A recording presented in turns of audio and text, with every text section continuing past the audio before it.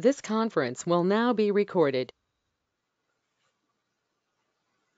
We are missing Ken. I know he had an interview that he was conducting, so he might be a little late joining us. Could probably put stuff Go to ahead. later. Yes. Would we like to begin then with Steve Smith and his VLab Directors Update? Yeah, I mean, since Steve's on, we could probably go ahead and do that. Yeah, I'm here. I'm here. Can you hear me? Yes, Steve, we can. Okay, so I guess a couple things, and maybe I can address the strategic planning team thing as well, right? Well, that's what I was going to do. Okay, so what in talking to people offline since we last spoke, I think we will park the strategic planning for VLab for a while longer. Is to assess what needs to be done in this area. We certainly recognize the need to do strategic planning and so forth, but I'm a little hesitant to sort of re-engage and get people spun up at the moment unnecessarily. There's a lot of stuff going on at the NOAA level and so forth, and that'll probably be more settled if we give it a little bit more time.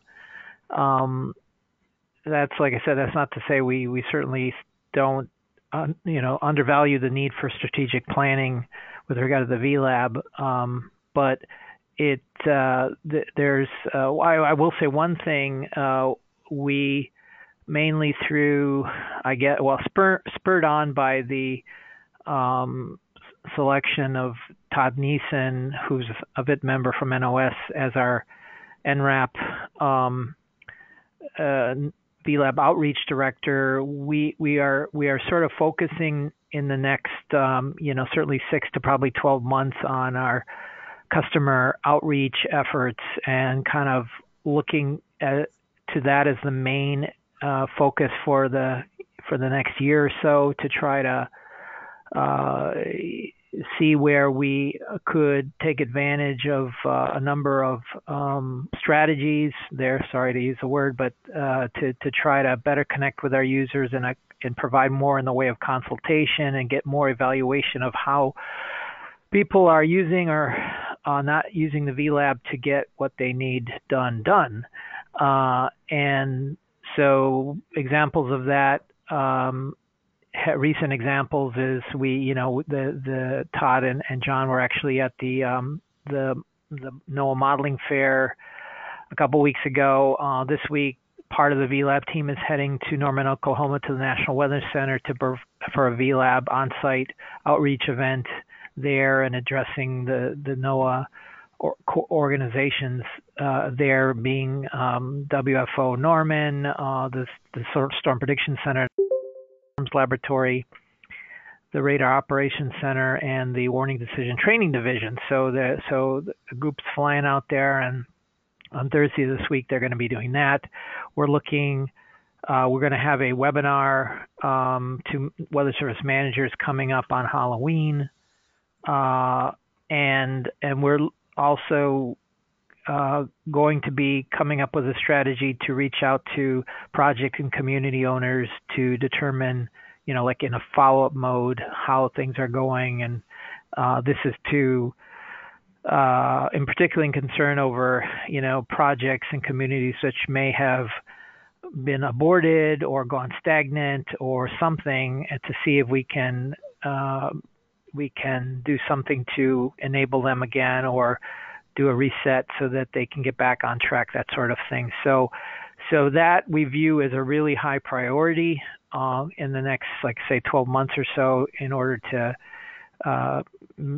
try to make sure that people are getting the value and that we hoped for the VLab.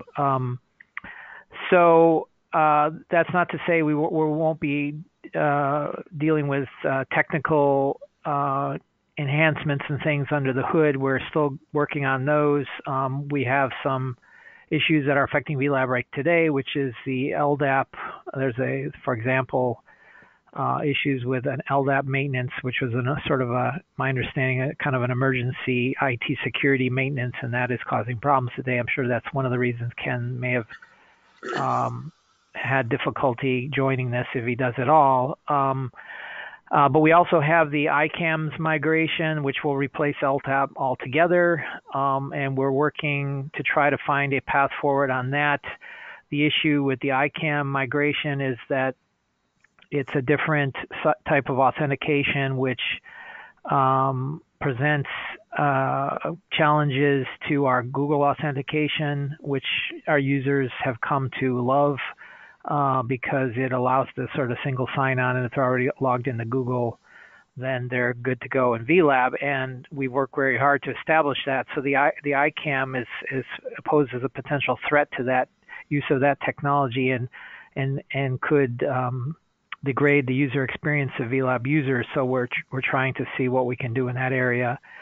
And then, as we've already talked about before, we're working strategically, you could say, to improve the overall look and feel and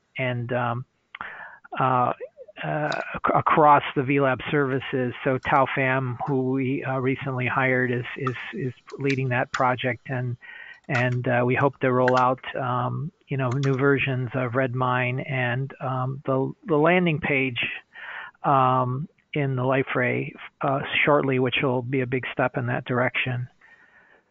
So with that, I think I'll pause and take any questions.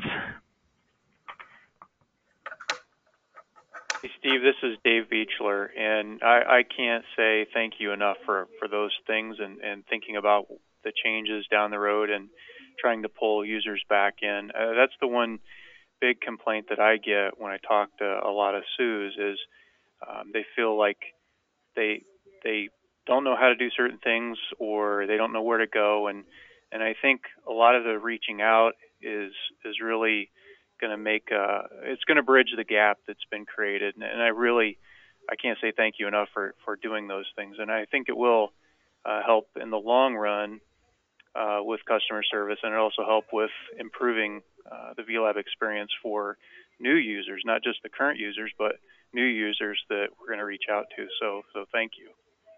You're welcome. We hope that this is a low-tech sort of way to kind of help engagement and et cetera. So it's sort of pretty much in our ball court to do that.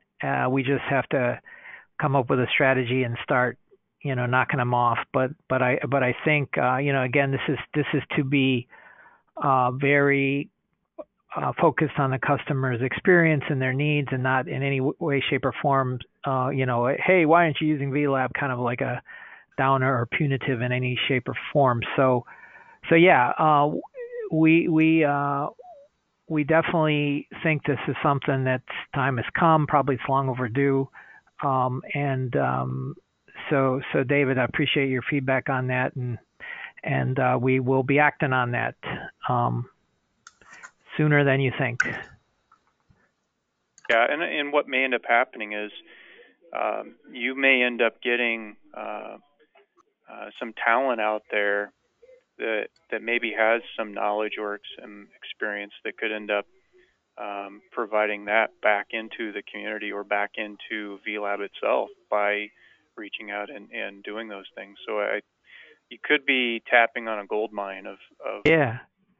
Well, that's encouraging. That would be an additional benefit, and I will say too, because we've been really pleased with beyond pleased with having Todd Neeson contribute as a VLab NRAP outreach director, but his time is going to be limited. He's a really talented guy, and his line office and OS wants him back. So I've took the trying to cover my bases here, I resubmitted that position to the NRAP assignment. So that's a heads up, and we'll give you another heads up when those announcements are. But there will be because we really view this position as important to the VLab mission, there will be a re-advertising of the NRAP position, even if we can manage to convince Todd's supervisors to let him stick around for some more time.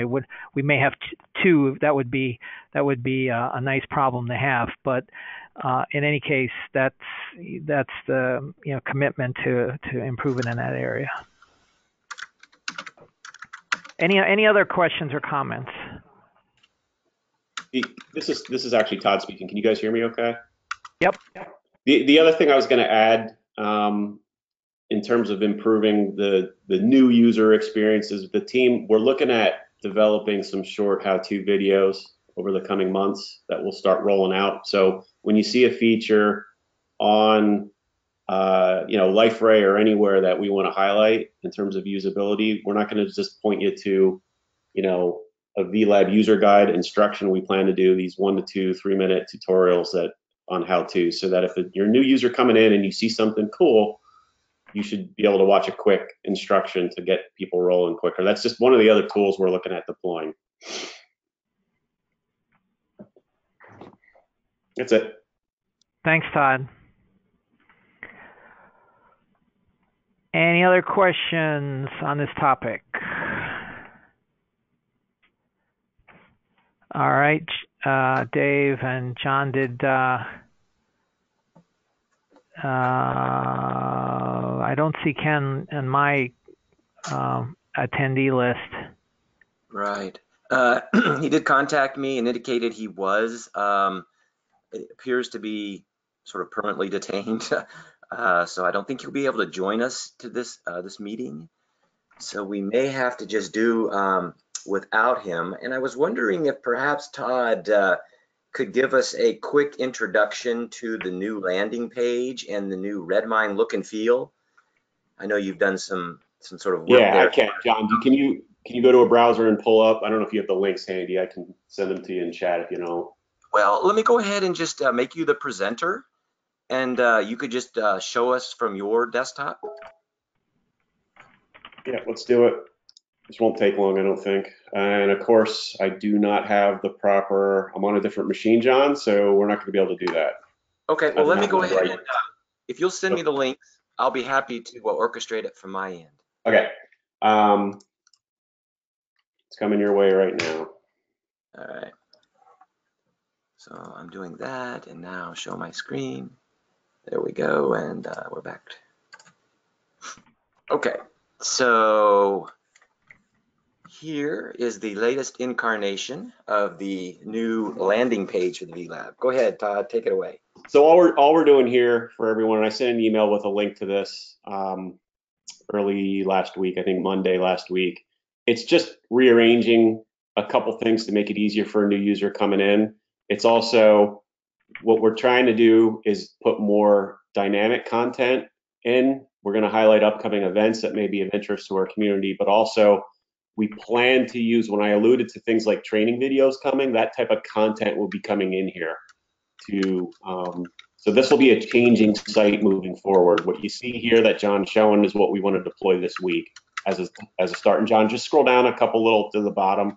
We reorganized for users how to get help. Hopefully it's more logical. Our feedback is telling us that's the case on those that let us know what they think. Just how to request new services, how to request help. Do you want a demo? Do you want a consultation session? Here's our user guide. So things like that. This will be, again, our objective here is to not, this isn't just a once and done. You should see new content here every week or two as we kind of evolve a little bit. All right, any questions on the homepage? So that we plan to deploy this week. We see no reason not to. The bigger change in terms of user base, John, if you want to do just log into dev Redmine. Is that, you say that's on the dev side? Yep, just VLab-dev. Not a problem. Let me bring that up. I can find it.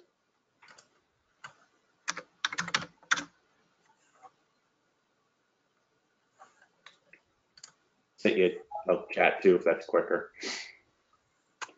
All All right, so here we go. This is the new look and feel of the Redmine. So this is just kind of I'd call it a modernization of things, but we're trying to also make a consistent look and feel across some of the tools. So this looks closer to like what LifeRay looks like now, for example.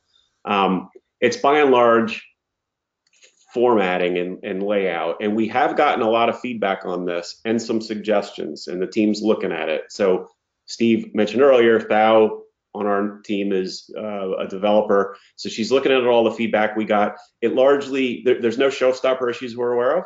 It's things like, well, maybe the font size on this wiki page by default's a little too large, and maybe we have some extra white space we could take advantage of. Things like this. Now, I was hoping, is Brian Maritsky on this call? No, he won't be joining us today.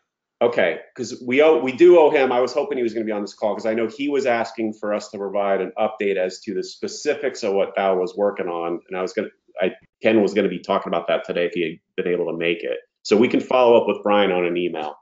But it's we sent it out to about we sent the notice out to about 500 of our users, and we got 3 or 4 people that poked around and came back with some good, mostly positive, but they had a couple suggestions that I was looking at deploying today or tomorrow as we keep testing it. Our objective here was to deploy this to production this week, though, if all goes well. Now, of course, we had a setback today with the LDAP change Steve was talking about that broke.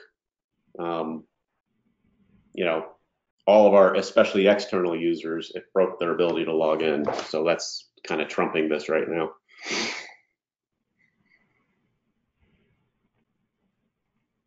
That's all I had. Okay, great. Thanks a lot, Todd.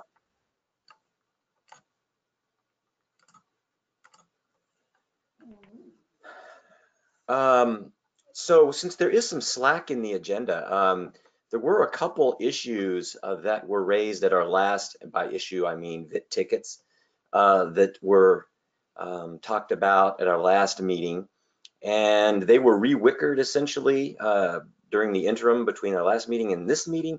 And I guess we were going to let Brian go ahead and talk to them, but since I had done the bulk of the introduction last time, I think we could do that this time as well, and perhaps get some movement on those tickets. So if you'll bear with me a second while I open up the VIT community, and these are our candidate issues. Well, that's not it.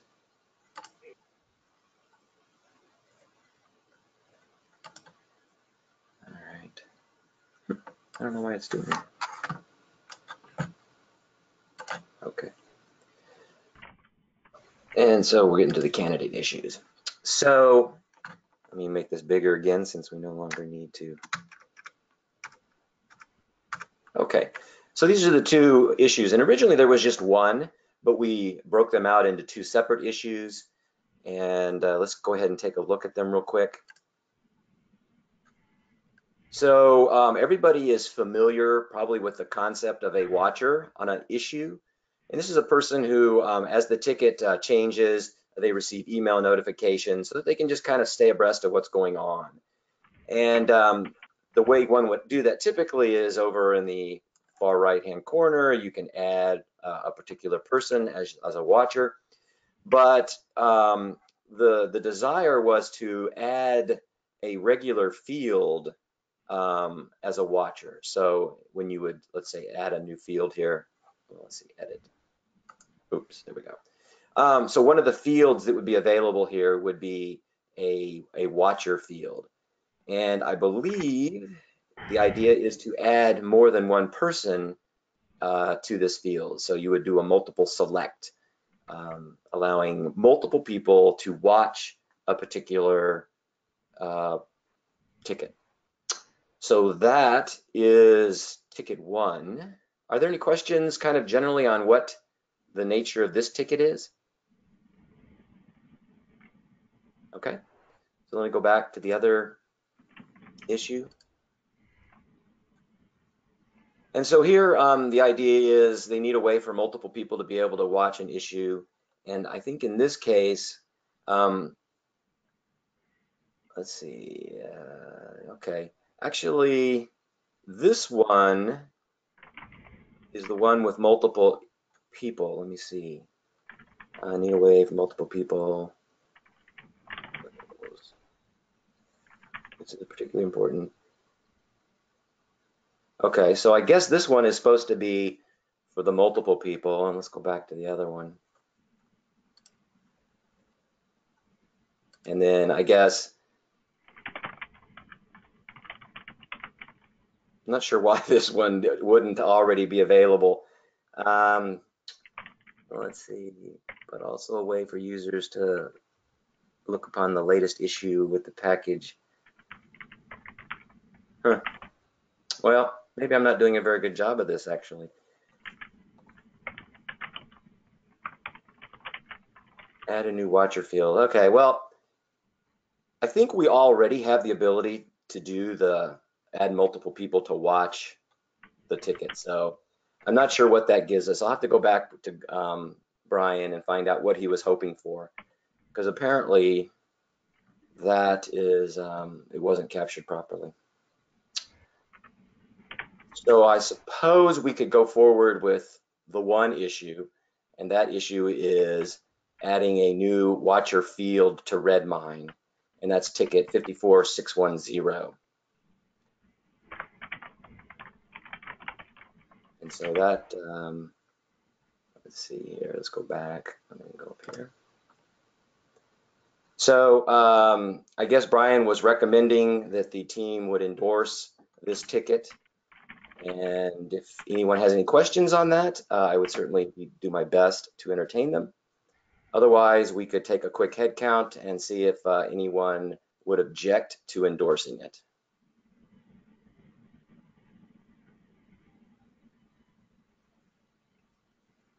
Oh, I think I see while you're thinking about that. The issue here is the issue category. Okay, so perhaps that adds a bit more clarity.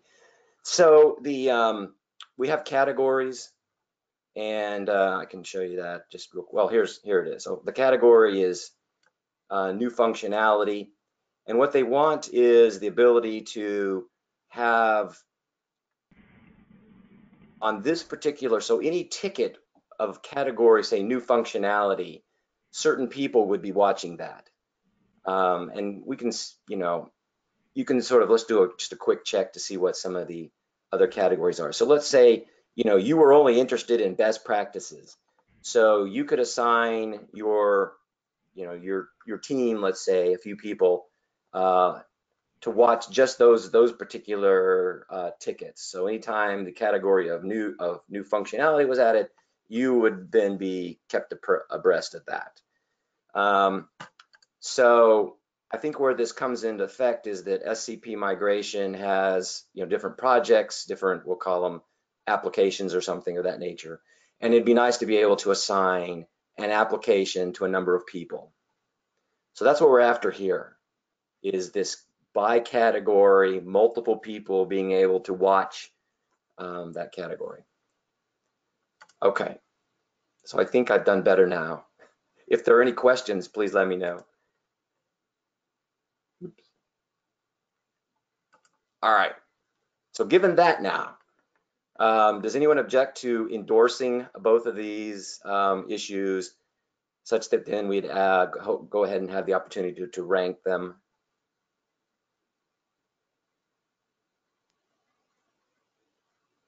Okay, given no objections from me.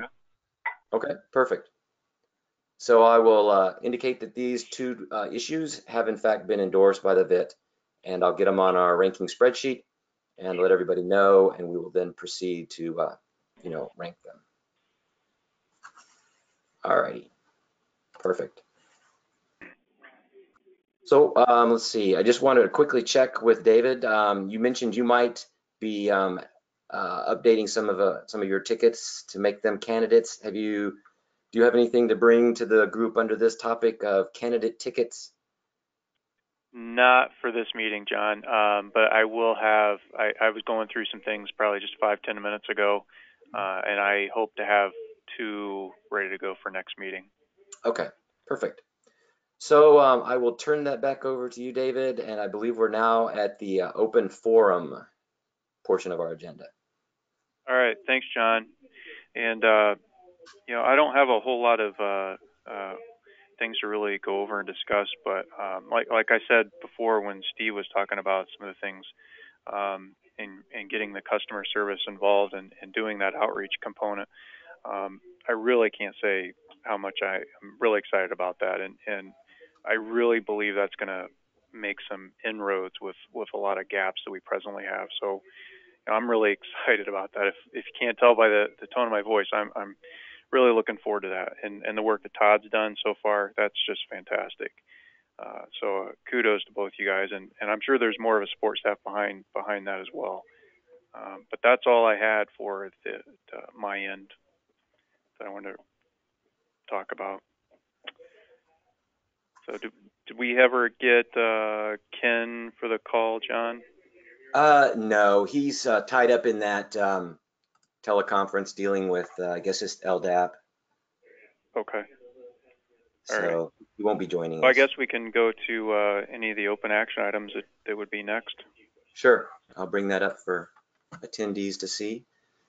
So we have a few open, but many of them are dealing with our strategic planning team, but we'll just start at the top.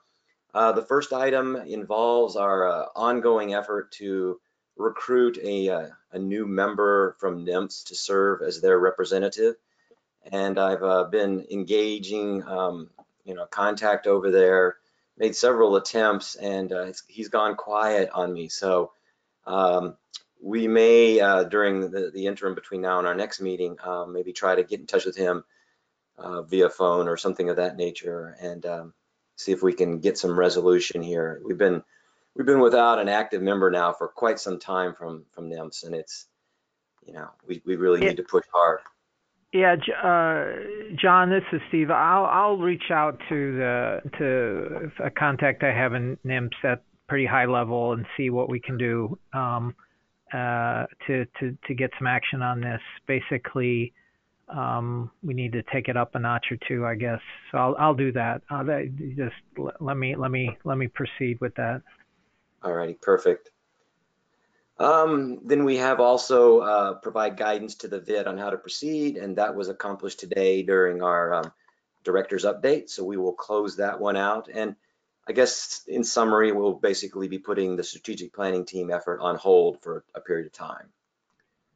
Let's see. So when the subscription manager has been updated, and there have been a number of updates made, and those updates are ongoing. Once we get that kind of squared away, I will schedule probably Mike Giebler, but perhaps someone else, to come before the VIT and sort of give you an overview of what we've done to enhance the subscription manager. That would close that out at that point, but it still remains open. And then I'm not sure how we want to handle the next one. VIT leadership will need to find a new leader or a new lead for the strategic planning team. Given that it's on hold, we may want to just close that one out, pending future activities on the strategic planning team. I think what do you that's think, David? Yeah, I agree. I think that's a good idea at this time, and I'm sure we can easily revisit that later. But let's probably go ahead and clean that off the list for now. All right. And I'm pretty much going to close out the next one, which is to work with Steve to obtain documentation from Bill Ward on where he had the strategic planning team during his update.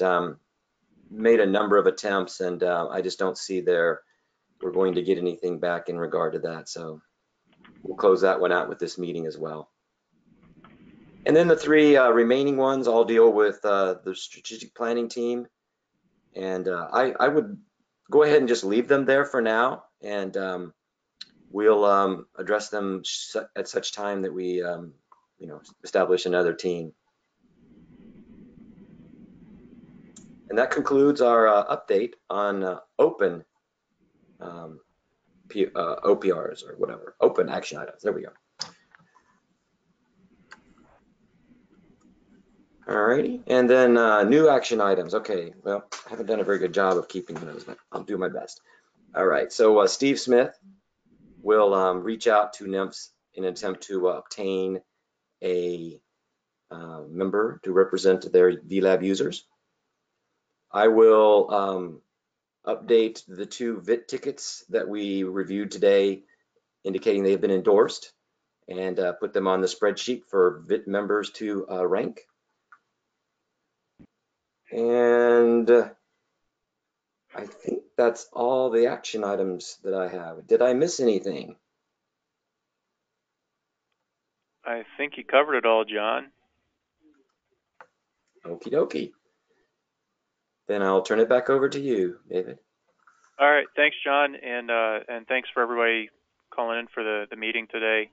Yeah, I guess we'll just go through the open tickets that we have, or the ones that are assigned for each one, and just kind of spend a little bit of time looking at those. And if there's things to add for next call on the October 9th, then we'll have a full meeting then in a couple of weeks. Thanks for setting this all up, John, and thanks for everybody participating, and hopefully everybody has a good rest of their day. All right. Thanks, Dave. Thanks, Dave. Thank you. Excellent.